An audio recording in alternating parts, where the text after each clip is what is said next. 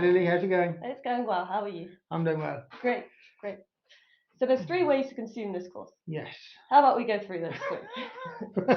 Hey, first, we sort of why did we ask ourselves to do this? But it's, I suppose the why is important to answer as well.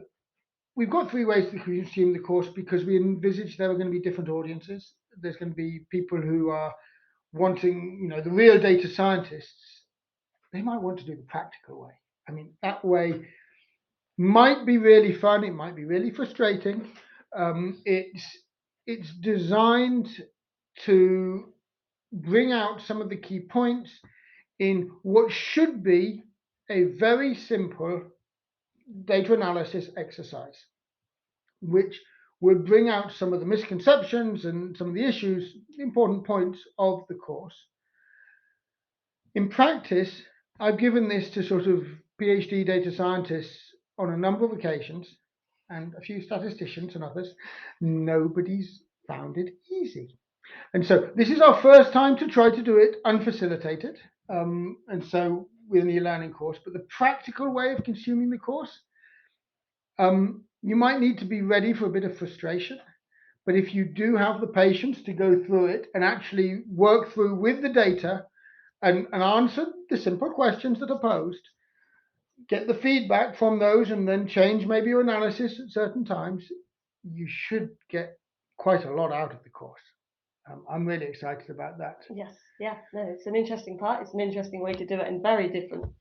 I've not built a course like this before. This was sort of, I do like innovating in education, and I apologise for those of you who get frustrated going through it the practical way, but we hope it'll be useful. But then there were 2 more normal ways to consume it because we're not expecting managers or collaborators or, people who don't have time as well, data scientists who are really busy, to go through that way because it's going to be time consuming to do it that way. And so there's also then the content-based approach and the case study-based approach. Do you have a preference? I think the content-based approach is very much more the traditional approach. Yeah. So I think that there's the appeal of that, but then the case study approach, I find that really interesting because you get to read it.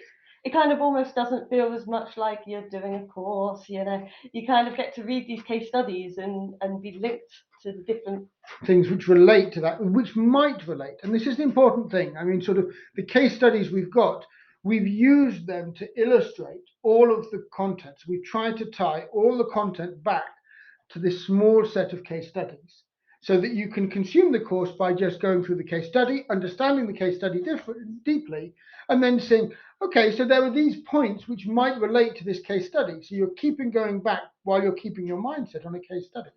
And again, this is sort of, as you say, this is less usual than the content-based approach.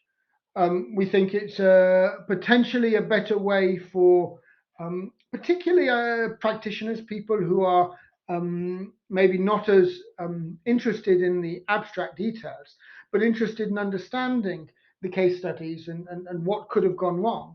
This could be a way to really get a deep understanding of case studies, stay really practical, but also be exposed to some of the key ideas. And then, you might skip some of the illustrative examples if they look a bit complicated or are not wanting to go that deeply.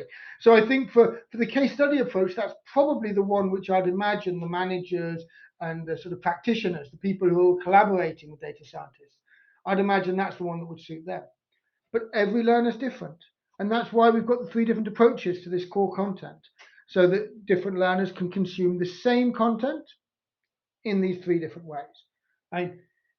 One way of thinking about the case studies and the content-based approach is, in the content-based approach, you have ideas with key points illustrated by case studies. And in the case study approach, you have the case studies, which bring out these abstract concepts and ideas. So it's 2 ways of seeing the same approach. And of course, my favorite, the practical way, which we'll see if it works or not. To those who try the practical way, good luck, enjoy. To those who are doing the other ways, good choice, enjoy. Thanks, cheers.